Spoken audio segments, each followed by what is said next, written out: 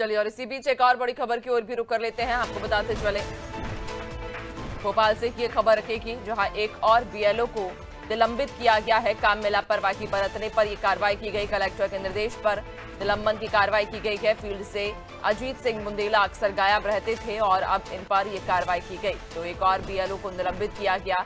दरअसल काम में लापरवाही बरतने पर यह कार्रवाई की गई है। कहा जा रहा है कलेक्टर के निर्देश पर निलंबन की कार्रवाई की गई। दरअसल वे फील्ड से हमेशा गायब रहते थे और इसी के आधार पर यह कार्रवाई की गई है। ज्यादा जानकारी लेंगे, सहयोगी दिव्या लगातार हमारे साथ बनी हुई हैं। दिव्या, एक और बीएलओ को निलंबित कर दिया है। कहा जा रहा है कि फील्ड से अक्सर बीएलओ गायब रहते थे और इसी के कारण उन्हें निलंबित किया गया, ये कार्रवाई की गई।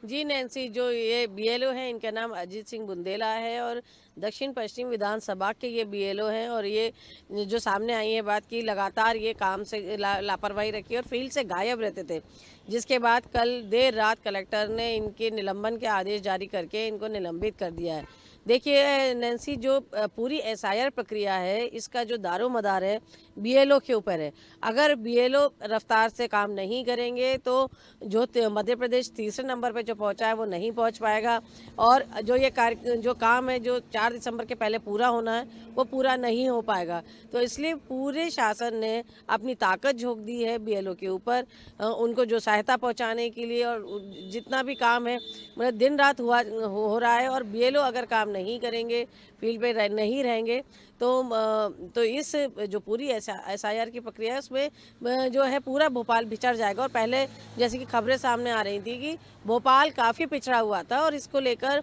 चुनाव आयोग ने अपनी नाराज़गी भी लगातार जाहिर की थी। इसके बाद कलेक्टर खुद मॉनिटरिंग कर रहे हैं। पूरा जो शासन है इसी काम में जुटा हुआ है। सारे तहसीलदार, एसडीएम और जितना भी पूरा प्रशासनिक अमला इसी काम को कर रहा है और कोई काम अभी फिलहाल नहीं हो रहा है। ऐसे में बीएलओ जो है इनको जो दिक्कतें आ रही थी, जैसा कि वर्क प्रेशर की बात सामने आ रही है कि इनके ऊपर बहुत ज़्यादा वर्क प्रेशर है।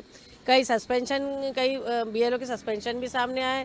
तो कईयों के आपने देखा होगा, कईयों के तनाव के कारण हार्ट अटैक से मौत हो जाने की घटनाएं भी सामने आ रही है। तो ऐसे में जो बीएलओ पे प्रेशर है इसे कम करने के लिए उन्हें कई सारी हेल्प भी दी जा रही है। आंगनबाड़ी कार्यकर्ता लगाए गए हैं, नगर निगम के कर्मी लगाए गए हैं। ऐसे में अगर ये काम पिछड़ता है तो भोपाल में एसआईआर की प्रक्रिया में भोपाल पिछड़ जाएगा। इसलिए शासन यही शक्ति दिखा रहा है कि जो काम नहीं करेगा उसको बख्शा नहीं जाएगा और जो अच्छा काम करेगा उसको पुरस्कृत किया जाएगा। इसलिए कुछ दिन पहले जो कलेक्टर ने आदेश निकाला था कि जो अच्छे काम करेंगे, जो अच्छा परफॉर्मेंस करेंगे, क्योंकि इनको जो एक टारगेट दिया गया है कि एक दिन में 100 फॉर्म भरवाने हैं। और अभी जो नया टारगेट आया है कि 5% फॉर्मों का जो भरे हुए फॉर्म है उनको डिजिटलाइजेशन करना है।